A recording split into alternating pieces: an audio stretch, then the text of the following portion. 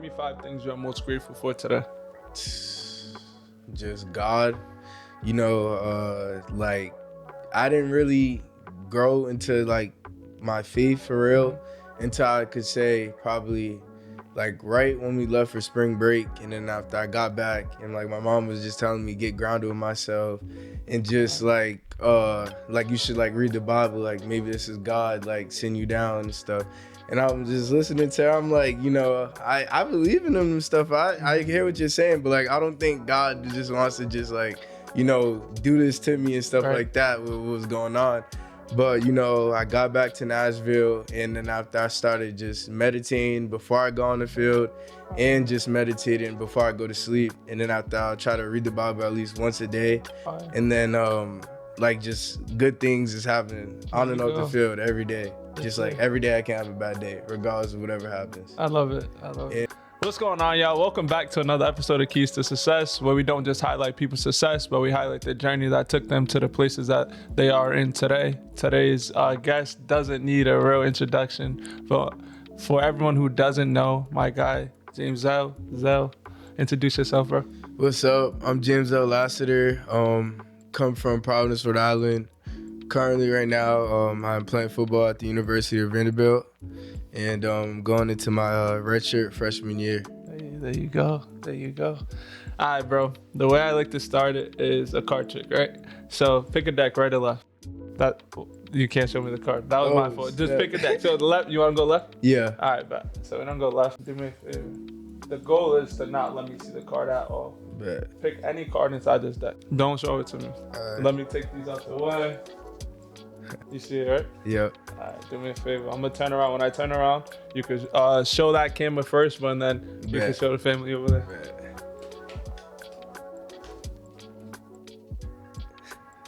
You did it? Yeah. All set? Yeah. All right, they seen it, right? Yep. All right, bet. All right, do me a favor.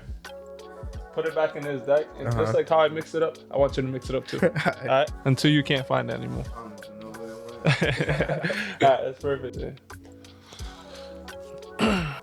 You know how to like shuffle professionally. Nah, horrible. That's why I mixed it up. The way I mixed it up, bro. That's why I mixed it up like that. I feel you. You know how to? Nah.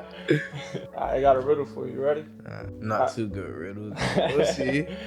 Alright, but I think you'll be able to get this one. Yeah. Alright, so let me see. Which one do I want to do? I did one last week, but I don't know. I'll switch it up. Alright, so there's a plane, right? Mm-hmm. It's flying from Mexico and Texas. Alright. The plane gets into a really bad accident. Okay. Big explosion, everything. It crashes dead center in the middle of on the border, right?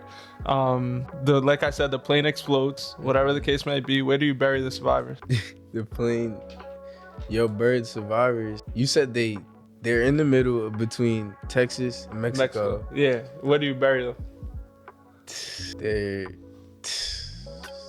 The plane landed, right? No, it crashes. Oh, damn. Crashes dead center in the middle. I don't know. I don't know. You know what's crazy? You said it. What? You said something at the beginning of your answer. The middle? Nope. You said something.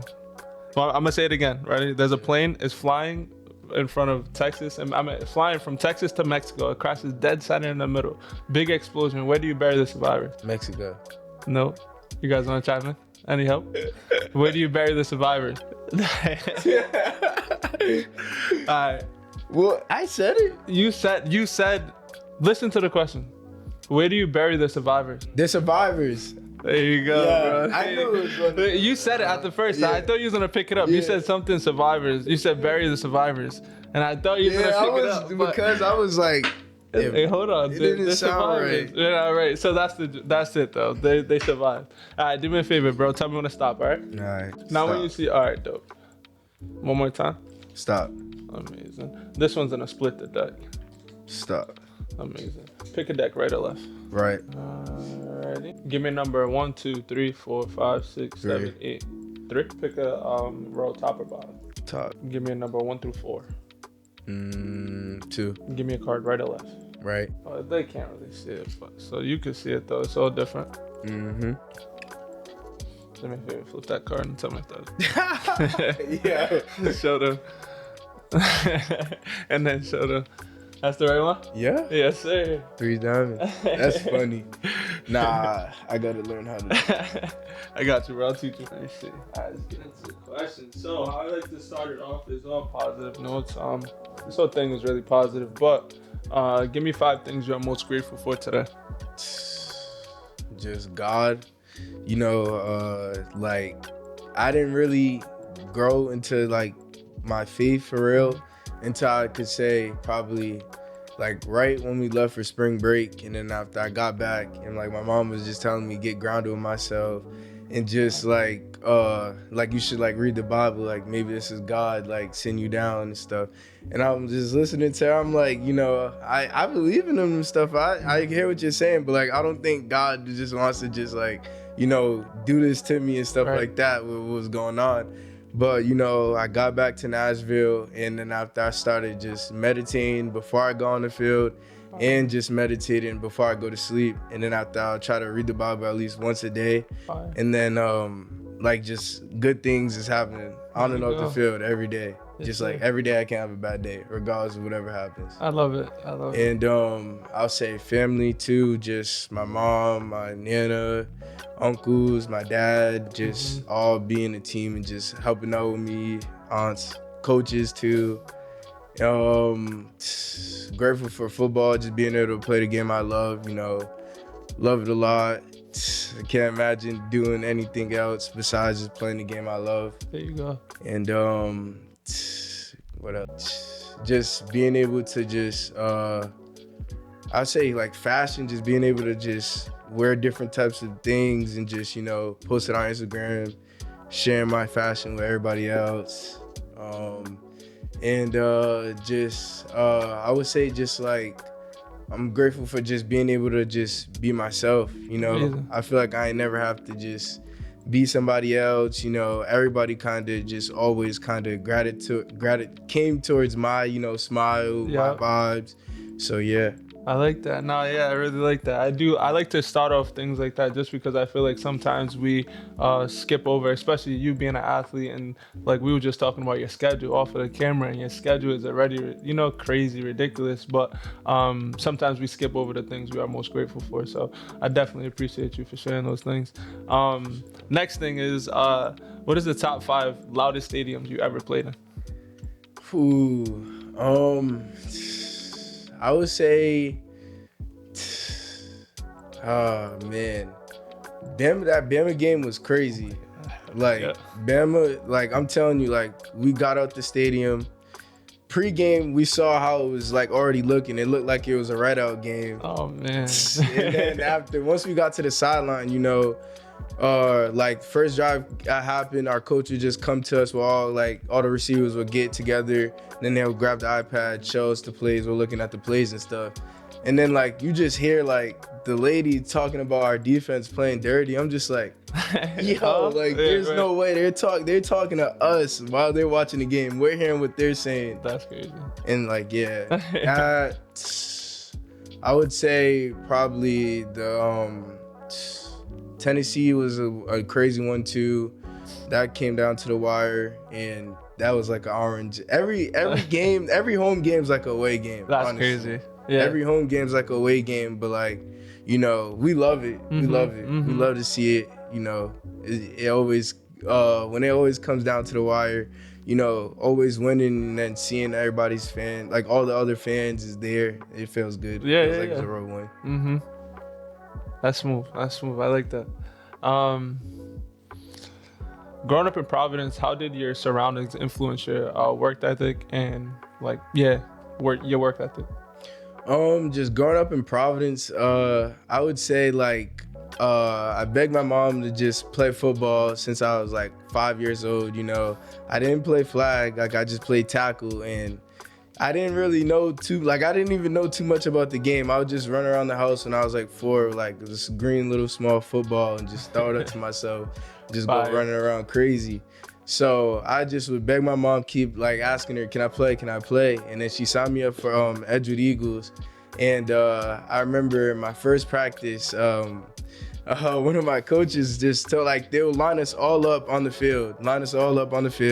Then after, they'll tell us to go to, like, different positions. Yep. They had me going to cornerback, but like I said, I had no type of, like, guidance on football at all. Yeah. You know, my dad played basketball, but football, like, you know, it was just me and my mom. So I was trying to figure that out. And, like, it probably happened for, like, 2 weeks.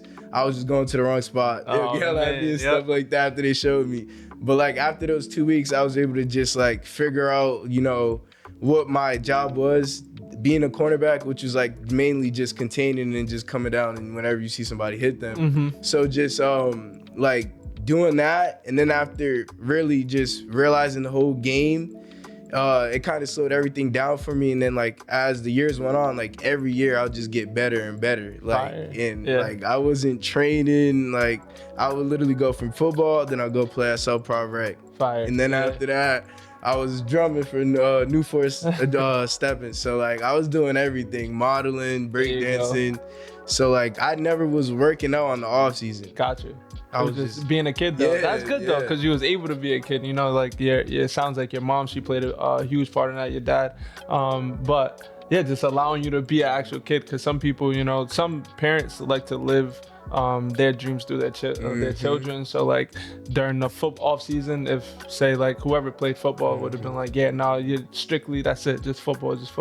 But that, and we was talking about that off camera, and we was talking, like, I was talking to your mom, and we was talking about how, like, your energy is just, you know, your energy is there. So, but it sounds like that's where it started as a young kid, you know, just doing everything.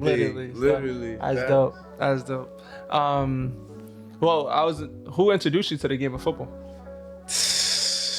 Like, my uncle Chief, he played football. He was a dog. There you go. He swears he was nice. But he played football and stuff. And then, like, my other uncle, he played, like, when he was younger and stuff. But, like, my family always been into sports, rather they played it or they watched it. So just like me going to, like, basketball games or something, but, like, I swear it was that green football in the crib. Like, I was just throwing it up, catching it. There you go. And then once I really, like, started playing, like, Madden, I'll play Madden. I really don't believe it. My mom was telling me, like, Madden used to teach me how to play. Oh, there you go. But yeah, definitely, I could say that. There you go. So you got it mainly. It sounds like you also got it from Madden, though. All right. And speaking just of your mom and things of that nature, how did your mom's relationship? How did your relationship? Sorry, I have to restart that. But how has your relationship with your mom shaped the person and player you are today? Sorry about that. No, my mom, she's definitely a strong woman. You know.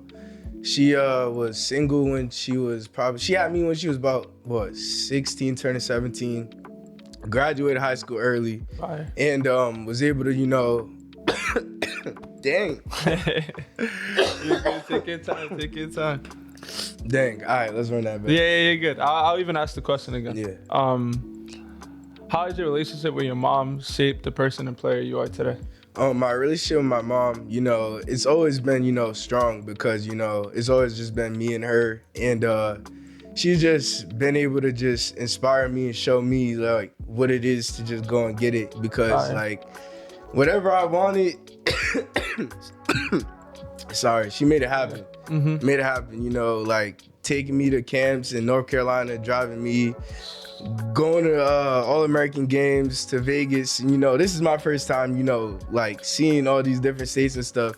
And just so for her to just be able to just bring me and, like, take those days out of work just to see me happy and, like, see me play the game I love, you know, I always be grateful for that. And then, you know, just seeing how she sees that, the way I care about the game, she never tried, you know, to, like, be in my ear or just, like, be annoying and stuff like how you might see, you know, she kind of just was laid back, let me, like, you know, kind of, like, learn the game, play the game, and just, like, enjoy it. Got you.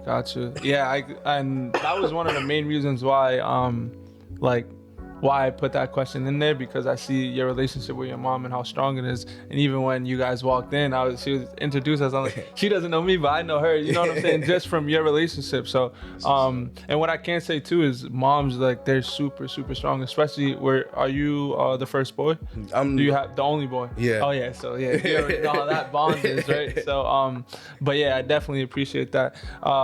Speaking of, you said you played for Edgewood, right? Mm-hmm. When did you switch over to Cowboys? Because I didn't even know you played for Edgewood until you just said that. So the question is based on like the Cowboys, but like, when did you switch over to the Cowboys, and what made that transition happen? So I played Edgewood Eagles from 5 to the age 11. So I played tiny mite all the way up to junior peewee. And you know, every year it was like my team was like good. You know, I played with my cousin Armis, you know, I played with Romeo. Like, I played with a whole bunch of like good kids. They're nice. But like, we'll just lose to the Cowboys. So, you know, once we got to junior peewee, I guess Edgewood switched to like the Connecticut League. So we was D1 in Connecticut. So we was playing all our games out of state, or they would come to us in stadium. But like, yo, I'm telling you, my I just had enough of it, you know. Can't beat them, join them. Yo, I put the KD. I can't lie. I put the KD. I hear you. Yeah, we lost my junior peewee year. We lost the Hartford Hurricanes. Yep. They had a good team. I think it was probably 21-7.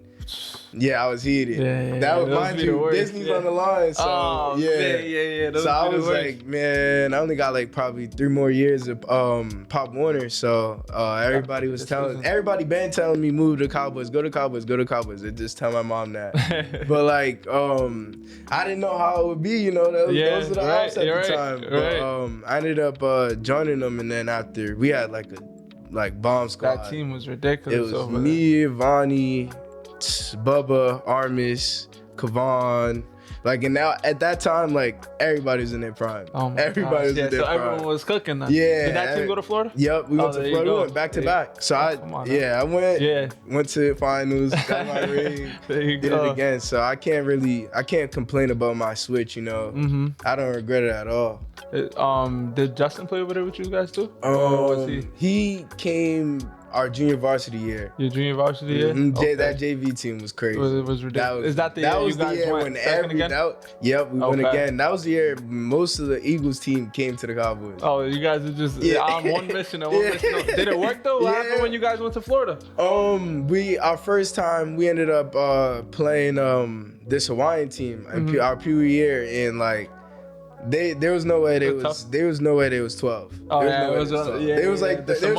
probably going to their freshman year of high school. I swear, because they was throwing the ball like 40 yards down the field, 50 yards down the field. Yeah, they was faster than us, and I'm just like, yo, what's going on? I was not expecting that. Even on tape, it didn't even look too crazy, but nah, them boys in Hawaii, they was balling. It was getting right. Yeah, and then our second time going out there, we ended up playing on ESPN that game. There you go. We ended up losing. We got smacked. I think it was by like it was some type of Mustangs.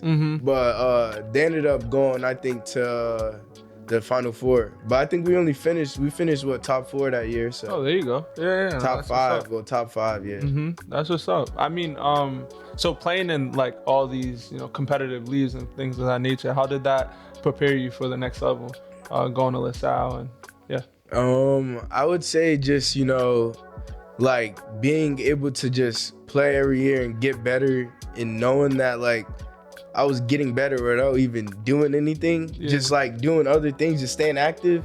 So once I got to LaSalle my freshman year, like COVID happened. So I was like, I went from like just not training stuff, then I was playing basketball. I stopped playing basketball once I like got done with middle school.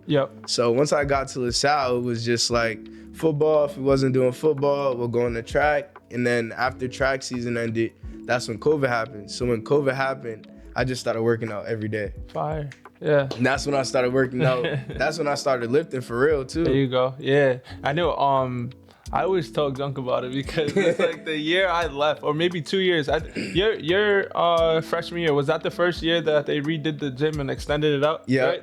yeah. Bro, when we was there, 45s were breaking. Like, it was horrible. Yo, like that's crazy. The weights that we had, I was like, bro. But then you guys get the new floors. It looked crazy. That's like crazy. It looked like a top I don't even know how, bro. like, y'all was doing, like, y'all was really getting the off-season lifts. No, that's the problem. We wasn't in there. You know how there was so many different teams, and that's probably why they extended it, because when football would want to get in there, track would want to get in there, and then there was a bunch of different teams that wanted to get in there, and it was so small. Like it was probably as big as this room, maybe a little bit extended out. So imagine all those kids in one room.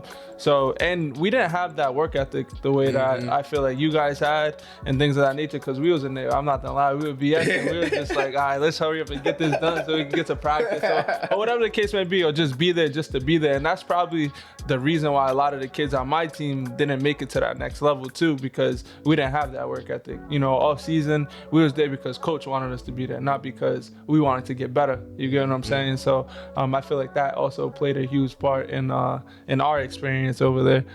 Yeah, that gym is, they got everything in there now, right? I haven't even seen it like in real life. I only seen like the basketball gym, but I didn't go to the weight room and stuff and see how like they extended it. They put turf in there. Oh man. Yeah, they got bikes, like even the like bikes with the fans. Yeah. Oh yeah. Yep. They got those. We had one right in front of the door, and it felt like he was about to fall. Yo, that's crazy. Horrible. I remember on my shadow, I think I ended up like peeking in there because they was like starting to build. Oh, okay. The new one. Yeah. But like, I was looking at it and it was looking crazy. Small, bro. I'm telling you, crazy. Like it's probably as big as this room, maybe a little bit bigger than this room. But whose was bigger between y'all and Hendy's at that time? Because I know Hendy's is small. I to be honest with you, I never even seen Hendy's. I always would go to the gym, either the right gym or the left gym. I don't even know where was their room. Their weight room was like,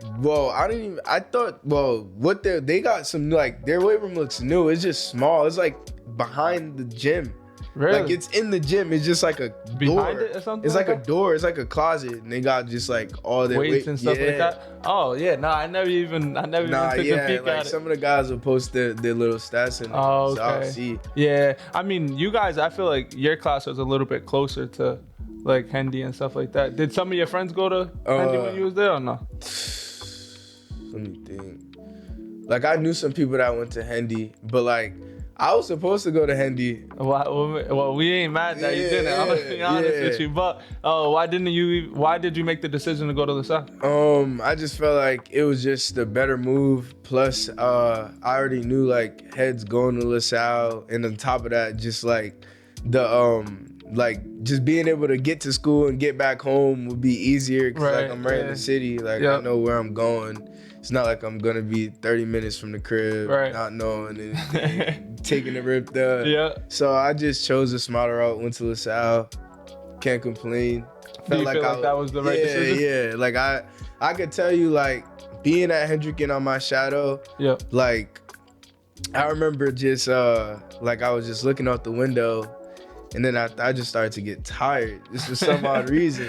And I don't know why, but like at my shout out LaSalle, like it was like a movie. Right, yeah, I can't lie. Seeing everybody, lunchrooms active. Yeah. You know, like it gave me that vibe just being in like a school again because I went to San Miguel and we was all boys. So like I haven't been in like a school with like girls in like a minute so just being able to feel like I'm in a public school again, some type, it felt valid. There you go. So that also helped the decision. That's actually funny. So it's pretty much what I was saying, like coming from me, a LaSalle alumni, a lot of people will say that you played on one of the most talented LaSalle teams and probably one of the most talented teams to come out of the state in general. You guys had a lot of people go Division I from your school, kind of what we was talking about a little bit earlier. How was that experience, like just playing on that football team, you know, with the people that you play with? I could say I'm definitely grateful. You know, I played with a ton of dogs, you know. Just being, you know, starting at LaSalle and then being able to finish at LaSalle with a ring and just being able to be on the varsity team my freshman year through to my senior year to see like what it took and stuff and like just seeing how we lost and just being able to go back, talk to Coach Marcone, see what we could do to like change some things. And like our biggest thing that year for me was just like keep me on offense. I played defense from my freshman year throughout to my junior year, and like I was a dog. Don't get it. You're good. Take your time. You're good. Don't get it confused, but like, nah, yeah, I was a dog, you know. So being able to just have him understand and then have Little Hurl to just back me up at corner was like the perfect plan. So I was able to just have more stamina on offense, and like they would put me to wide out, they'll put me in the slot, I'll be in the backfield. So it was definitely just even like a good step to just get adjusted for college, just being able to go to the backfield and just be moving, being able to get moved around to the slot. Fire. Yeah. Nah, even, dang, I didn't even realize that he played on, Little Hurl played on your team. Yeah, too, huh? he got a ring. Yeah, he was a sophomore. Yeah. Wow, yeah, now that team. Terrence, Tamoy, Little Hurl. Yup, Dean was quarterback. Kai was on that team. Yup. Yeah. Oh, man, you guys had some dogs for sure. Justin was on that team too, right? He was in your class? Yep. He was in Justin, your class. Demola. Who else? There was some guys on that team for sure. Yeah. You think that's one of the best teams to come out to state? I mean, wise, like even just like numbers wise and where you guys, where all those people that you just named, you named at least what you had like 5, at least 4 or 5 Division I players. Cause Tamoy's D1, you're D1, Justin's D1, Herlin's D1, and then Terrence is D1. He just went to URI, right? Mm-hmm. Yeah, so him. And I know the list probably, that was just off the top of my head. I know the list probably keeps going. So I think strongly, I'm not gonna lie, I think that's probably one of the strongest teams that come out the state. And everyone's gonna hate because it's so sad, but it is what it is. I can't say too, like I went through a similar situation where my freshman year, moved up, played varsity, so seen all those losses too up until my senior year we won it, so it's a similar situation. It's funny though because I feel like Hendy, every time they did something against us, we always beat them. My freshman year, we was like the fourth game of the season, and for basketball, and they did like their reveal or whatever, like saying because they beat us last year. My senior year, bro, we played them at Hendy.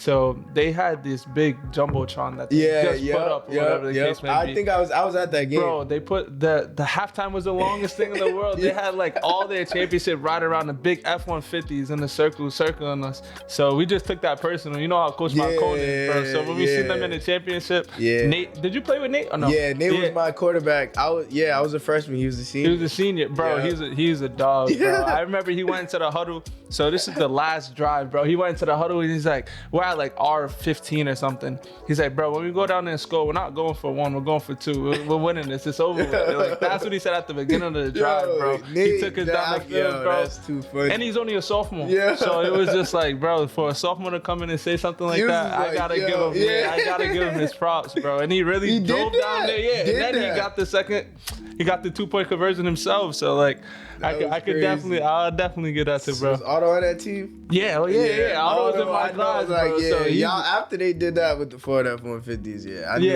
that was it. Yeah, he was a loose screw in himself, bro. He's crazy. Yeah.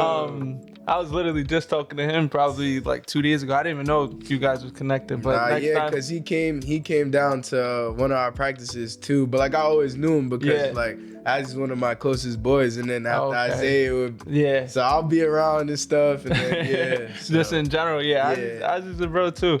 Let me see. All right, did you play with Isaac? Oh, he's a year, or is he a year? Me and him's the same age. He's just a youngin'. Like his birthday is just in August. Like that's what it is. So, but we played Edgewood together.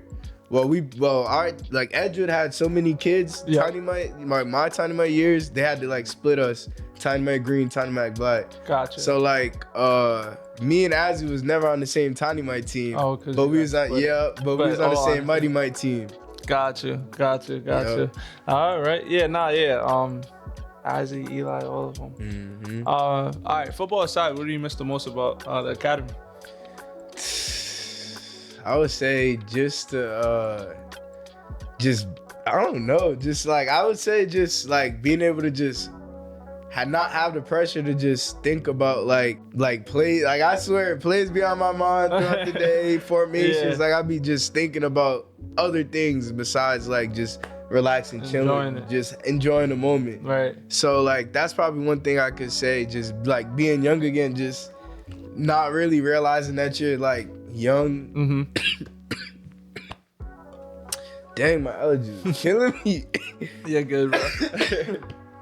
Dang. Take your time. But yeah, so pretty much what you're saying is just feeling like free, like feeling that, because I know once you get to that next level, it's more of a job than it is like for pleasure. You know what I'm saying? Like it's a whole different ball game. Yeah. High school is a movie. It was a movie. There you go. All right, so explain the recruiting process for you. I know the last 4 that you had was Army, Brown, Navy, and Vanderbilt, correct? Explain that and why you went with Vanderbilt. So just like my recruiting process, just like after my senior year at LaSalle, I kind of decided, like Coach Marcone, I wanted to like reclass, and he was just like on board with me because like I talked to him about just like telling him like I didn't think the military service academies was like just like my type of style and flow. Right. I just didn't feel comfortable, you know, doing that at the time. So I ended up just like telling him like I want to go prep. I always thought it was cool. I just never like thought about doing it for real. Right.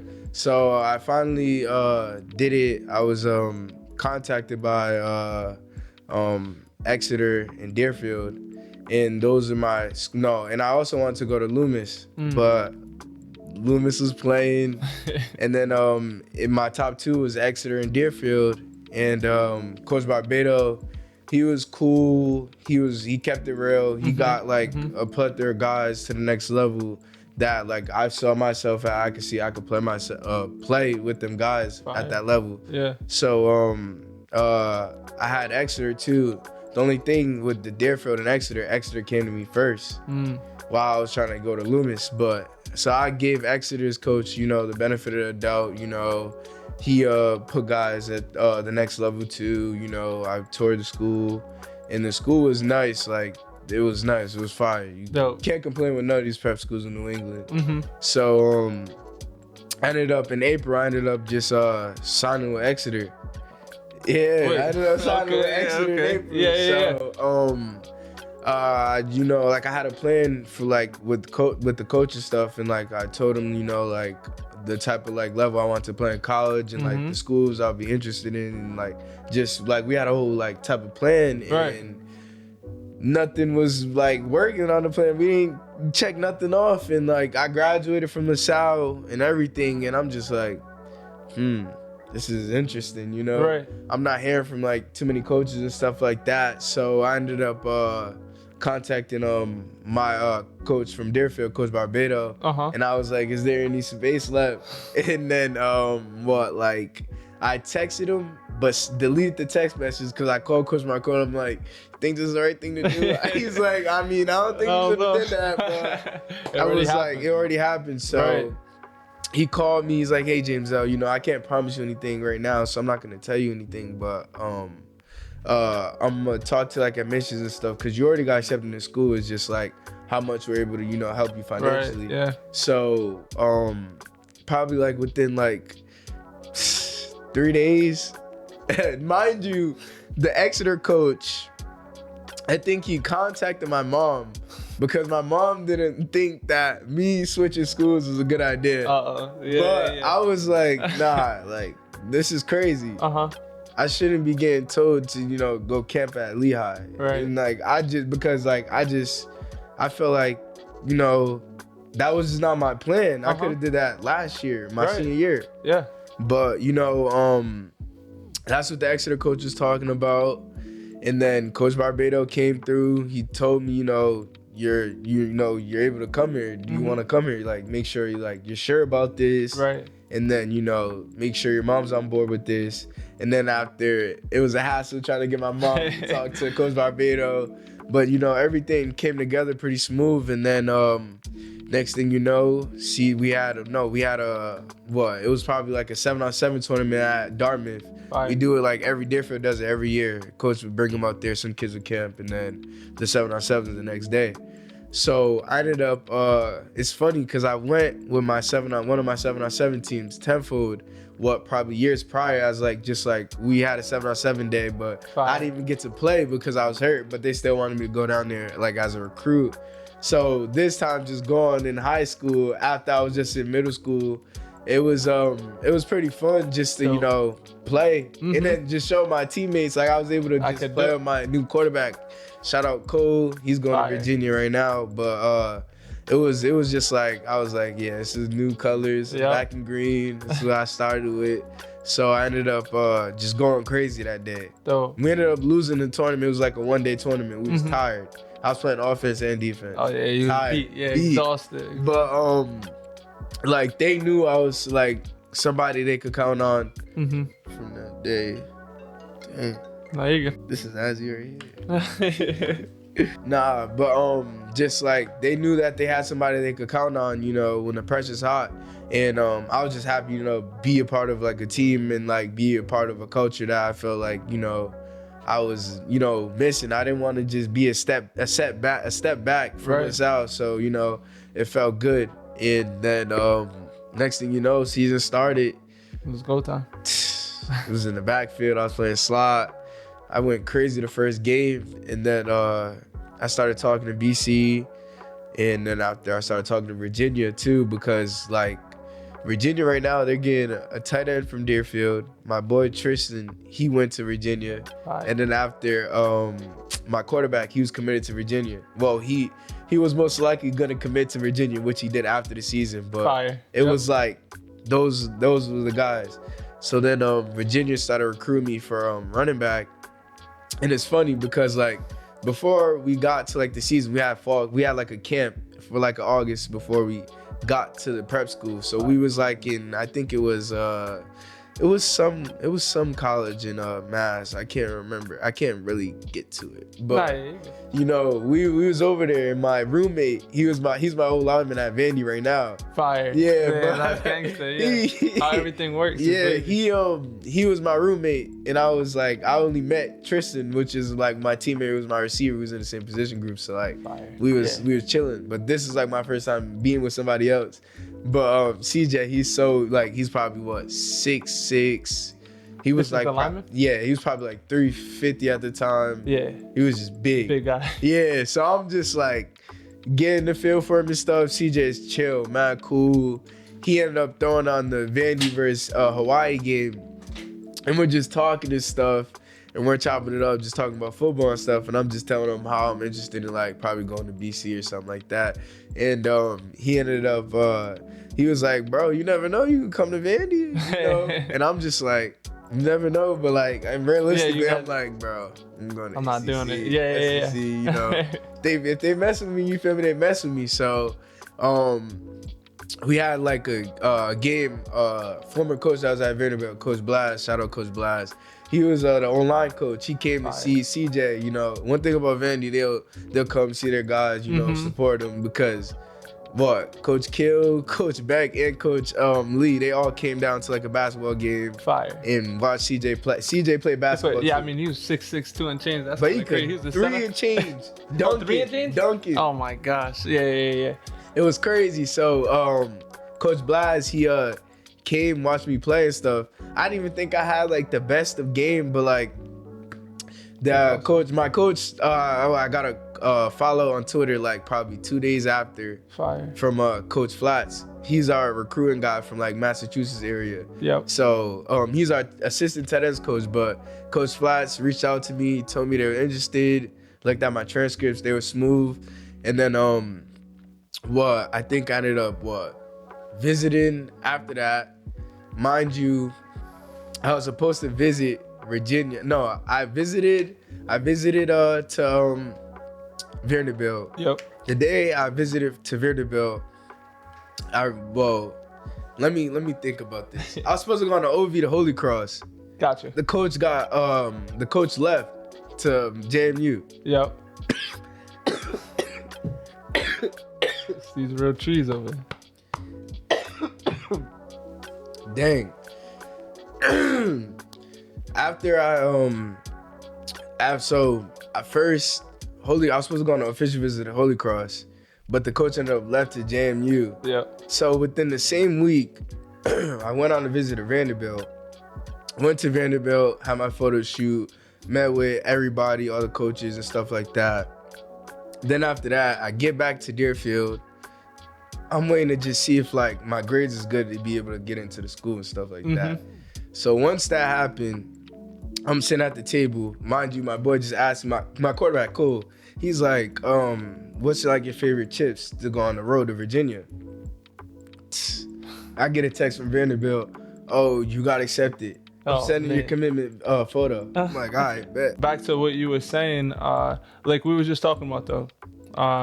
God did a lot of things in your life to change it around, because you was probably heading towards a way that, and not saying you wouldn't have been in the position you're in right now, but the other guy, it sounded like he was trying to not block your blessings, but he didn't really understand who he had in front of him. You get what I'm saying? The first coach from Exeter, I feel like you said, he was just doing the same thing you could have did at LaSalle, leaving from LaSalle, but making that transition, and you being who you are and having that relationship with your mom to be able to tell her like, yo mom, like this is really the decision that I want to make, and for having the trust in you to be like, all right, bet, go ahead, do your thing, like I trust you, and look where it, you know, look where it landed you. You know what I'm saying? I think I was coming to Vanderbilt at all. Like I thought I was probably gonna be all away from the crib. But, you know, just being able to just go away from, like, Rhode Island and just play in a different type of atmosphere and, you know, different climate, it just opens your eyes up and just, you know, you meet a whole bunch of new different people that, you know, come from different backgrounds, similar, you know, or different, you know, you just, like, grateful to just be able to play the game that you love, you know, at the level you're playing it at, you know, just being able to meet new people and, you know, show where you come from at that too. Right, yeah, because a lot of people, even when they think of like Providence or they think of Rhode Island in general, like I have conversations with people and they be like, yeah, there's black people in Providence? I'm like, damn, what you mean? Like, look, of course. We got every culture, we got everything in Providence. And that's what makes us literally Cape Verdean, bro, everything. Like, yeah, you can name whatever. Ecuadorian. There's people who haven't even heard of like Cape Verdean people. They're you know what I'm saying? Like, what type of food y'all got? We got everything, like, whatever you want. We got the best food inside. To be honest, the culture here, I feel like the only place that could really relate to our food culture is like New York. Yeah. Everyone else has like a base. Like down south is a base, like Southern food and stuff like exactly. Yeah, soul food, little stuff like that. Out west, you got like Texas, like you know. So it depends on where you go. You got Mexican food, but we got everything. Literally, whatever you want, come to the city, we'll find it for you. But yeah, all right, back to it really quick. What clicked for you last season that is helping you take the next steps necessary moving forward? Just being able to, you know, find my confidence. You know, like I was on the scout team after fall camp. I ended up getting hurt. I was on the charts for offside returner, so I was like, oh snap, I might get in or something. Ended up straining my hamstring, so I'm like, dang, okay, so I'm in rehab, just rehabbing, trying to get back. But then once the like fall camp, like this is last week of fall camp, so it started going into like our pregame stuff and like looking into what the other team's doing and stuff like that. Right. So I'm just like, dang, am I finna be on scout team? I don't know. I get on scout team, I'm like, okay. All right, so then I was just like, dang, this is the only way I could get myself out of this situation is just if I just view it as just like a game. So like every day at practice, I was just viewing practice as a game. So every time I'm going against the ones, I'm just trying to kill them. Yeah, as you should. You know, once I found my confidence and, you know, I felt like, you know, how I was feeling at Deerfield, or you could say LaSalle, you know, it was just... Like, I know it's natural. Like, I know God got me, you know, there's nobody I should fear. There you go. So. That's major. And all these steps have definitely been like that confidence and you knowing who you are and just being a God-fearing man. That's helping you go through this process right now. Even with the spring league, I was looking up, you know, I was doing like my little things, and I see that your coach actually gave you a shout out and was one of the standout players out of all these people that I could name, Jamezell Lassiter. So explain like why do you think he said that, and then also explain how that makes you feel and talk about your confidence. He said that because, you know, I kind of, not in a way, like I kind of shocked everybody, but I didn't shock everybody. It was just, you know, I'm playing receiver for 2 weeks of the spring ball that we had. You know, we just got back off of spring break, and you know, this is the first week of our scrimmage, and majority of the running backs got hurt. So like, I knew it, but I really didn't. I was not paying attention to that. I'm paying attention to, you know, learning what the Z got, the X got, what the H got. You know, I had to learn everywhere every receiver was, because my coach, he was just putting us everywhere. So I was on my toes. Like, I'm studying this. I'm not worried about no other position. So the next day of practice comes around, and Coach Lee, he's like, James, can I talk to you for a minute? I'm like, yeah, what's up? He's like, did you go upstairs yesterday at all in the afternoon time? I'm like, no. He's like, did you talk to Coach Kill? I'm like, no. He's like, what about Coach G? I'm like, no. I'm like, dang, how many questions is he gonna ask me and I gotta respond to? Like, no. Right, no. So I'm like, man, what is he gonna say next? He's like, well, you know, I went upstairs, you know, I talked to Coach Kill and I told him, like, I believe in you. I think you could play like running back for us. And I'm just like, oh, okay. And I'm like, okay. And he's like, do you believe that you could do it? I'm like, yes, I do. And then after, he was just telling me, like, you know, I want to see you around more, like in the office and in the buildings, you know, just like show me like what you're gonna do with this opportunity. Don't just tell me. So, you know, I was just like, thank you, you know. And he ended up after that practice, he ended up getting on me for just like my mistakes, just messing up mentally on the field and stuff. And he was just telling everybody, like, who thinks Jamezell could play for us? And then everybody raised their hand. Fire. Then after that, I started just meeting with my running back coach every day, whether it's before practice and after practice. Then after I only probably had like one practice at running back. Scrimmage came, I was able to just get down like the our handoffs with like the quarterbacks and just like figure out the plays. You know, just coming from receiver and then going to running back, just being able to understand the whole offense now is like kind of crazy. I kind of love it.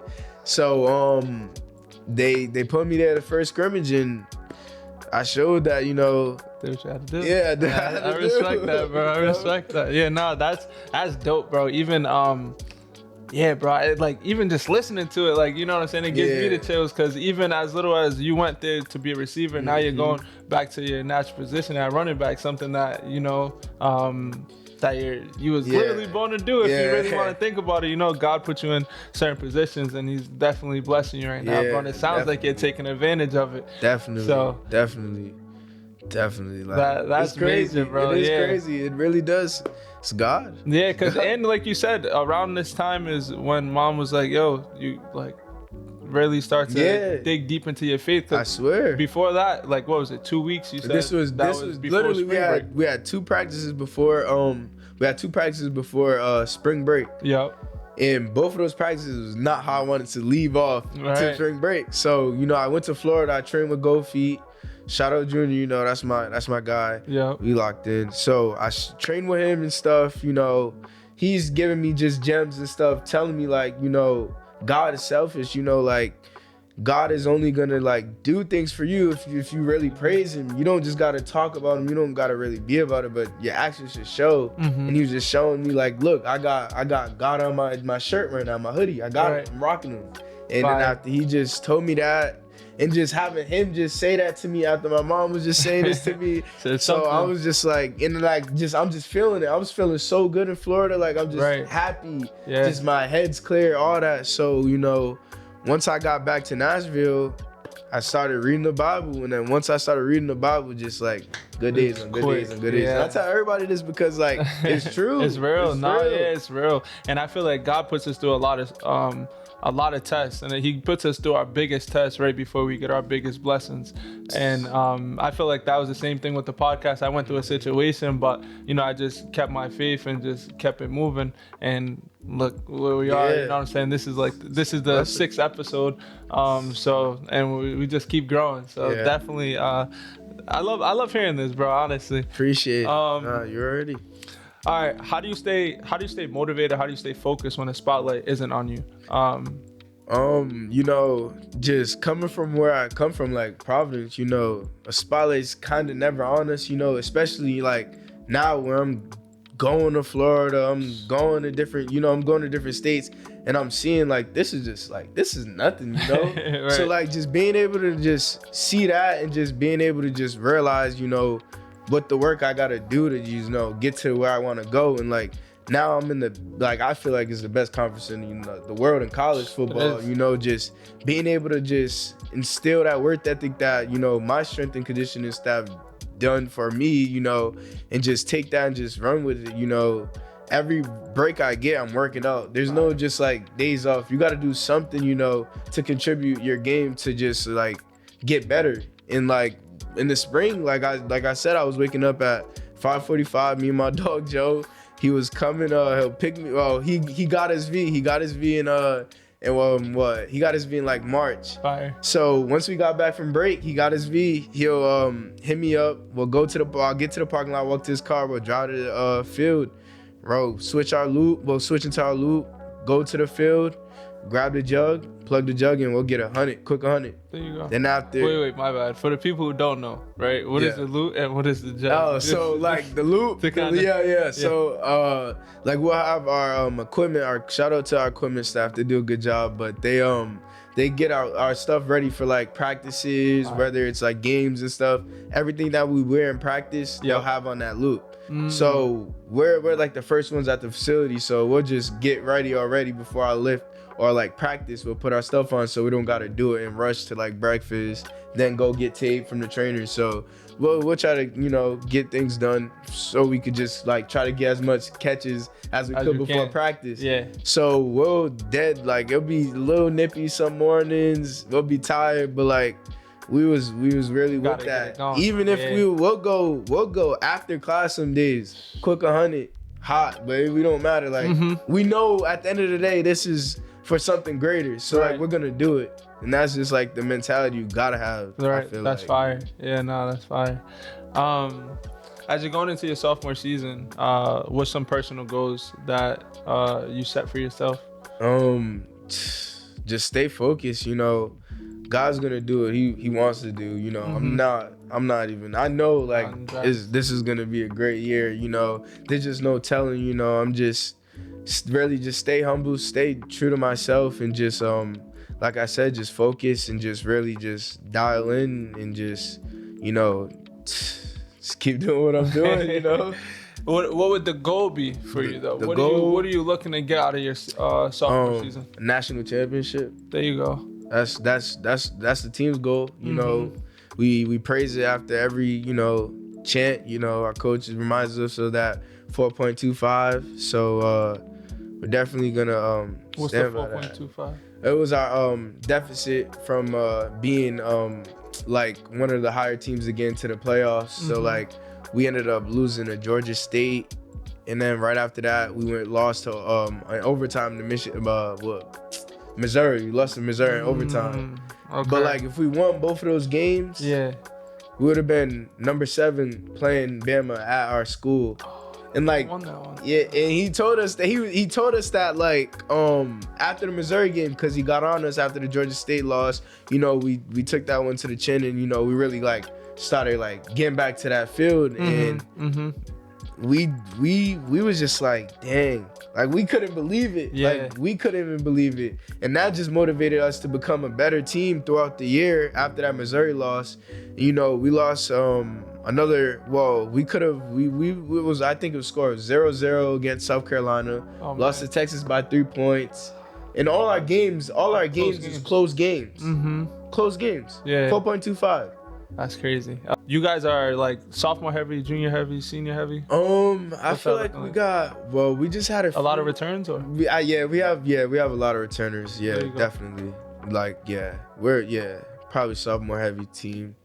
But like with the portal now, we're able to, be more flexible and stuff like that, And this is your you said this is your redshirt freshman year, right? So this is gonna be my second year at Vanderbilt. Yep. Yeah, there you go. Your second year, but your first year on the like field. That's an account, right? Yeah. There you go. I love how they do that. Yeah, me too.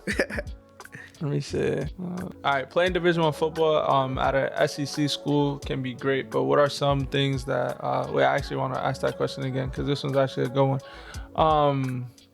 So playing Division I football at a SEC school can be great, obviously. What are some things that you feel like are overlooked and people should pay more attention to? Just like you gotta work. Like there's like no like I swear, our first we got there May 28th. We had to wait, I think, probably like 4 days before we was cleared to do anything. Yep. And like those 4 days, we was just all nagging like, dang, bro, how when we clear? They got us here early, but we can't even participate in nothing. We watching the practices and stuff go on and stuff.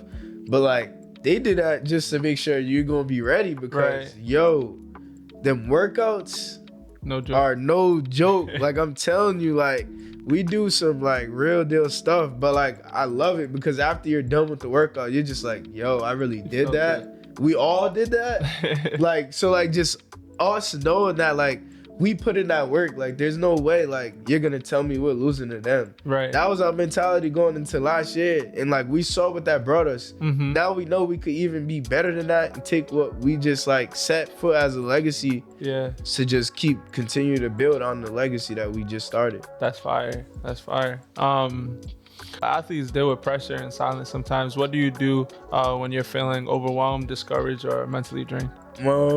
I meditate. I feel like that's just the easiest way to escape from like what everything is going on. Even if you just like I even meditate. I woke up one morning, just meditate. I didn't even touch my phone. Meditated just to get your breathing right. You need to breathe right. Mm-hmm. Your stamina's gonna be good before practice or before you get on the field. And those are mainly the only times I really would get kind of cluttered with thoughts and stuff is like usually before I go to practice or something. You get to overthink. You don't want to mess up. So I would just meditate. And just it really just eases my mind. I'm breathing in good energy, breathing out good energy. It really is like a great way to start your morning. Mm-hmm. I would say, yeah, even it's crazy because for me, when I'm like on my way or even as soon as I wake up, the first thing I used to do was grab my phone and like scroll through my phone and stuff. But when you do that, you just putting all that negative stuff, everything that you see on your phone, you're just putting it to your brain. That's the first thing you're telling your brain, look, this is what we're doing today type. But when you take the time to kind of meditate and, take a couple deep breaths and things of that nature, it definitely helps you and it puts you in that right state of mind. What I do sometimes is like drink a bottle of water or something like that just to kind of get my day going. But that's pretty dope. So for you personally, whether you played 60 minutes or 60 seconds, we always see like that smile right there that everyone's seeing right now. You always see that smile. We always see that positive energy. Where does that energy come from? I don't even know. I just was always a happy kid, and I try to always think positive. I never was like a negative kid and never thought about like, the what ifs. I always think positive about any situation, and I take any situation and try to make it a positive because there's crazy things you could be mad about in life. So I just try to live life to the fullest every moment I get. No, I like that. Definitely like that. Because we could definitely see it. Like I said, like we could see it's a bunch of positive energy every time we see. Like for you, bro, I think we've probably met each other a few times, but every time I seen you, it's just all love, bro. Just always positive energy. So I definitely, and I'm one person, I'm the same way. Like I try to just always keep a smile on my face. There's a lot of negative energy around this world, so just to be a positive light to someone's day will make me feel happy, you know what I'm saying? And that brings out the smile in me. But getting back into the college football room really quick, you was part of that historic win against Alabama. You guys, I think Vanderbilt was on like a 23 game losing streak to them. So you guys were actually the ones to stop that, your class, your team. Explain that feeling and what the crowd, the fans, everyone just rushed. They went crazy. So just explain that and it just felt like like it's so crazy. Like that whole week, I'm getting asked like, are y'all beating Bama? Are y'all gonna beat Alabama? Like I know it was almost close to Missouri, but like, are y'all gonna beat Alabama?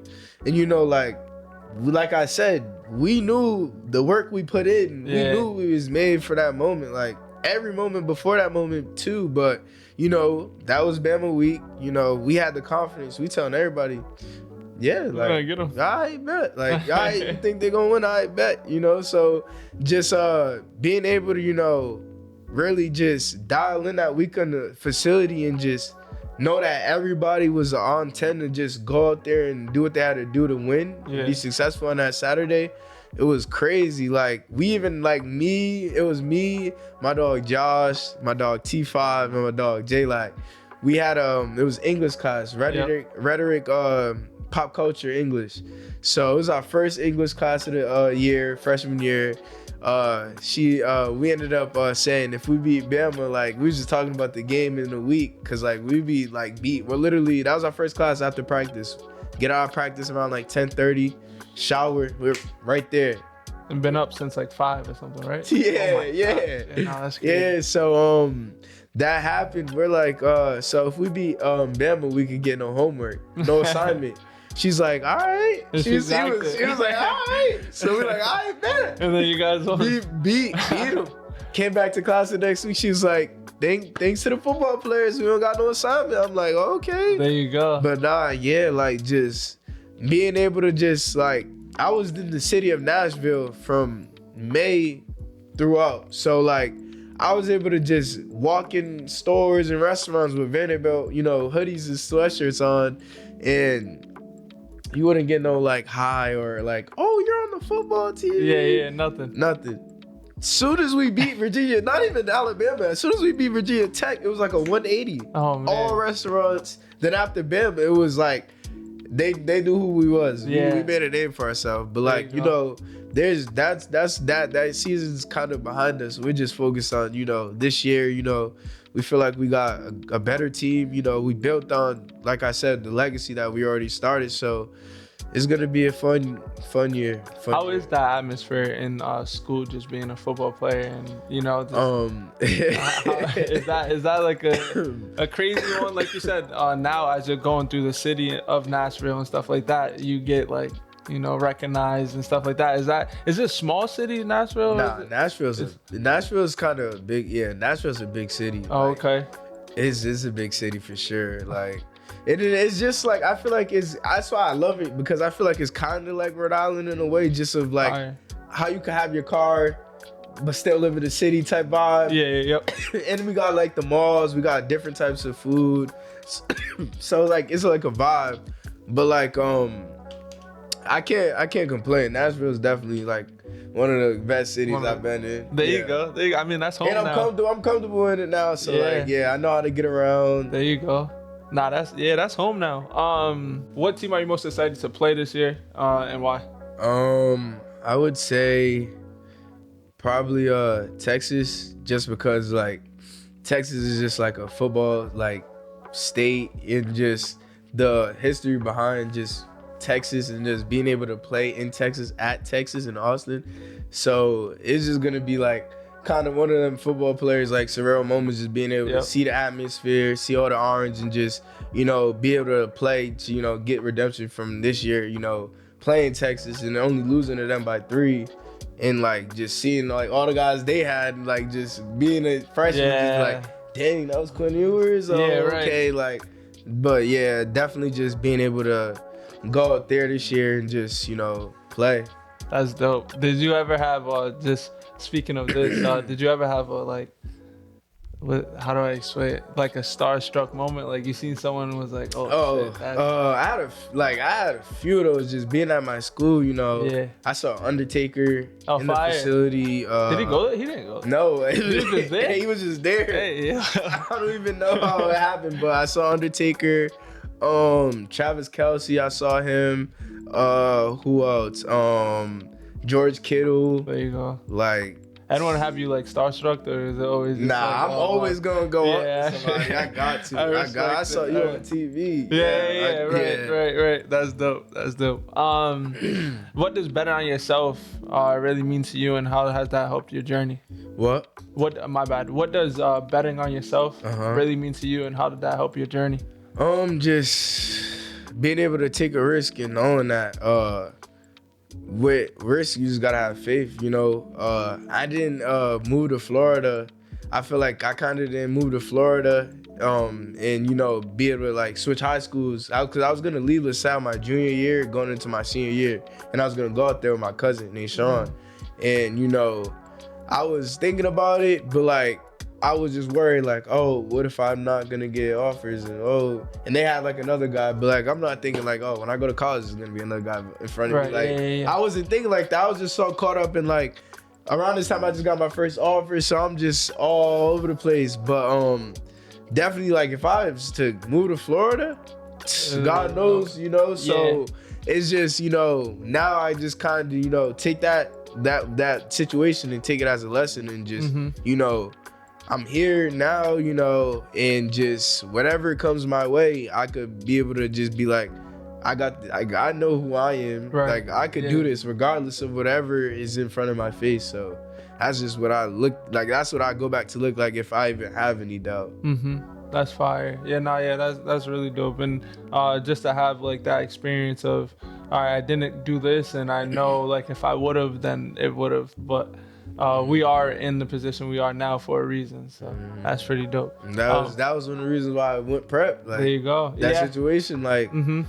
I was like not really wanting to go with my offers that I had. You know, I could have went to Florida and it probably would have been different, but stay at LaSalle. But we could go prep, see what happens. You know, the schools that might be on the table now might not be there later, but we're gonna see what happens. And most of the schools was, so there you go. You bet on yourself and you came on top. To be honest, 100. Let me see. All right, so when you think about everything that we kind of just spoke about, you know, just coming from, going to San Miguel, you know, and then going to LaSalle, going to, how do I say this? Deerfield, right? Deerfield, now at Vanderbilt.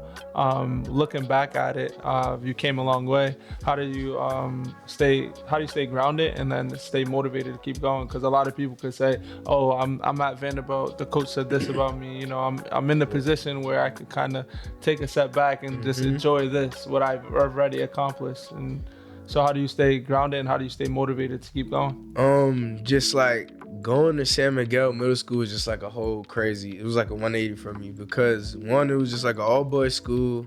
There was 16 boys to a class, and on top of that, I didn't even know I was really like going to the school. And I was ready to go back to public school. I'm getting my back to school drip, so I'm really like excited to go back to school.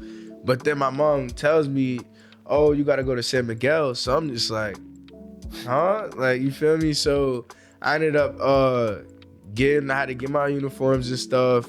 Then after like my first or 2 weeks there, it's like, I'm not liking it because, you know, they're teaching us real things that, you know, I feel like when you're younger, you should get taught. And you're like, once you start getting to middle school, I ended up going there, from 4th grade through 8th grade. No, 5th grade through 8th grade. But like they start, 4th graders going to 5th grade. Yeah, but it was crazy. Like sportsmanship, I'm mad. They're mad at me because I'm mad I lost. And I couldn't really understand it because I was just mad I lost. I'm not doing nothing to nobody. I'm just mad. Like, bro, we just lost, But they just taught me, you know, just about sportsmanship and just how to be a student athlete and just let me know, like, off rip, if you don't got the grades, you can't go to LaSalle or Hendricken. Like, those schools is off the board. So, like, they let you know that off rip at that school.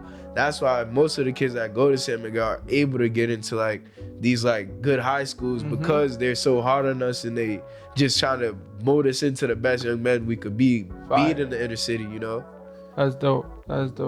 Then Deerfield, leaving LaSalle and then going to Deerfield, there's just, like I said, there was guys already at the level I wanted to be at. Like Alec, he's just got drafted by the Titans, and you know, like, just motivation. Like, I want to get to the league. He took my route. So just looking at him just as like somebody I could just go to and just be like, oh, okay, like, hit him up on the phone. Oh, Alec, how you feel me? Like, what route was this? You feel me? Just being able to have them type of connections, you know, to just be able to help myself know that, you know, like, you might have a bad day here, you might have a bad day here, but like somebody else had a bad day too. You can still push forward and, you know, do what you got to do because there's people in front of you that did the same thing. Right. No, that definitely makes sense. So even like seeing all these people and like going through what you went through is like, yo, it's not over yet. This isn't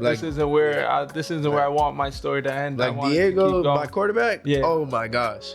His story is crazy. Like, wait, he's your quarterback at Vanderbilt right now? Yeah, he ended up. Yeah, I'm gonna just tell you his story. So like, Diego, he was unranked, not recruited. Nobody really like looked at him. He's from Albuquerque, New Mexico. Oh, yeah. So he ended up just asking his mom, like, Mom, please, can you just like help me, get in this JUCO? Please, just like help me get my funds and stuff. And she helped him out. Diego was in a military JUCO, so like they're strict. Mm-hmm. He gotta wear a uniform. It's just like it's not like an average JUCO that everybody had. So he was like focused. He had a plan. He can't let his mom down. He had a plan in there, and he was playing tight end, quarterback, running back. Everything. He was playing everything, and you can tell he played everything because the way he plays, like he's just a baller. So just hearing that, I'm just like, yo. And like he went from JUCO, went to the national. After winning the starting quarterback spot from being I think it was like third string quarterback. Both of the quarterbacks got hurt. He ended up killing it, and then I think he brought him to the national JUCO championship. Fire. And then after the national JUCO championship, they ended up winning. That's when New Mexico State, Coach Kill and Diego started connecting, and Diego ended up going to New Mexico State.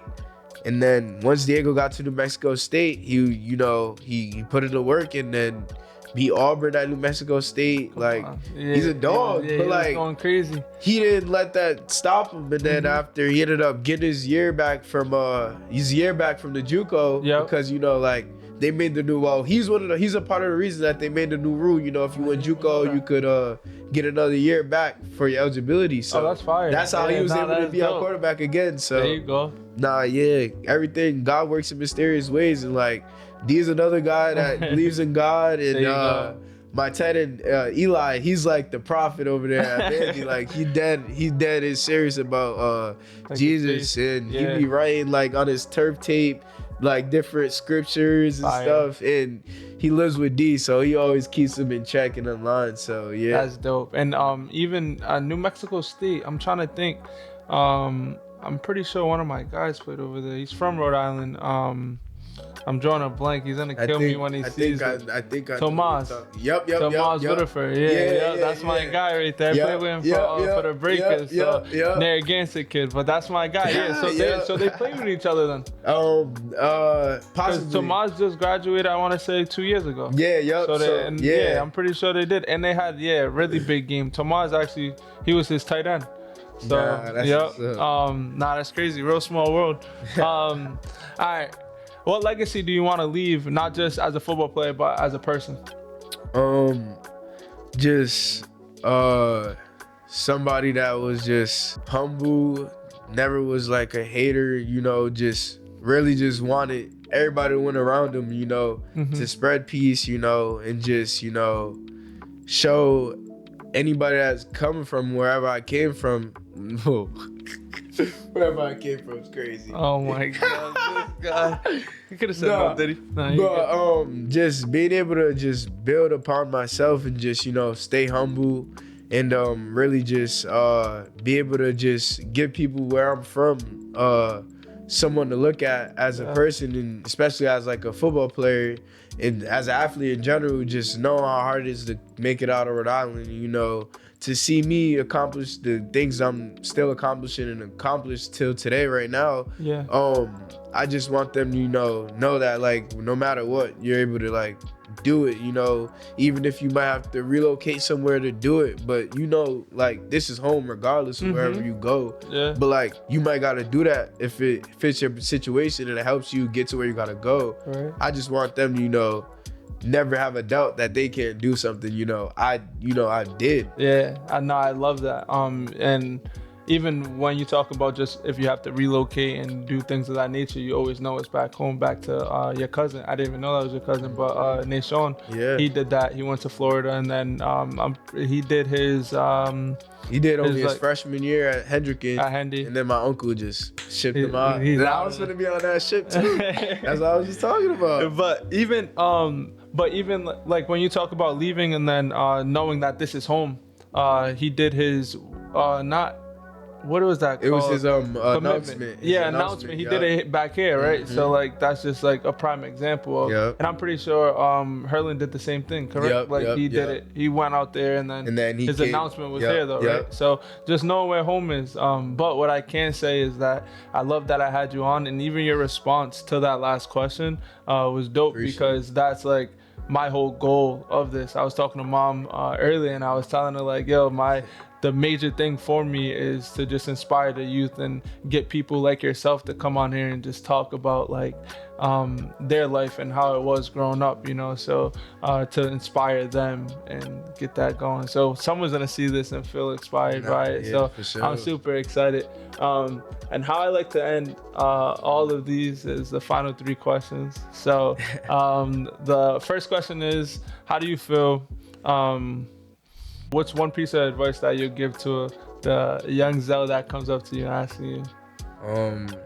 Just never be afraid. Like, just fear God, I'll say, because like you would never want to just give up opportunity that you could have had. You will always just, if you got an opportunity in front of you and if you're scared to, choose the better side, and there might be something on the end of it that might not be good at overall of the whole situation, take that chance, because it could be a life-changing chance. You just staying where you're at is not elevating you in no direction. You can always bounce back, but like once you're down, you're just down, Right, yeah. No, I like that. I definitely like that. Next question is, how would you define success? Hard work. You definitely gotta be grinding if you even think you're gonna be close to successful in life. I feel like every day you should be doing something to make yourself better or make the world better in general, just to, think about being successful.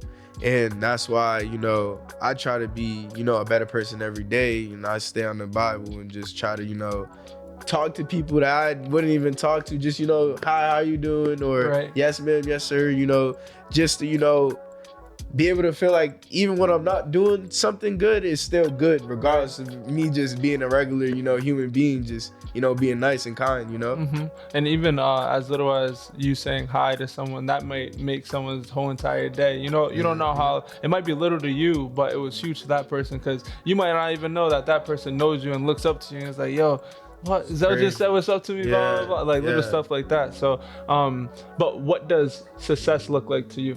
Like what does like in my life? In general, like in general? What would it be? Yeah, what would success look like? I would say just, making it to the NFL and just being able to just take care of my family for all the years that they've sacrificed for me, and just, being able to, focus on my career for a time and, get to the point where I feel like I did enough and like I lived out my dreams as a player. Yeah. And then after, just be able to give back in some type of way to the community. Like I trained in Florida at XP and stuff, and I see how the gym's huge. Like they got some of the best like equipment to train and stuff with, and we don't have one of those in Rhode Island. Like we don't got NFL players training in gyms in Rhode Island, It's like me being able to go to Florida and just see that is just like, wow, like I could have that in my city, at some point. So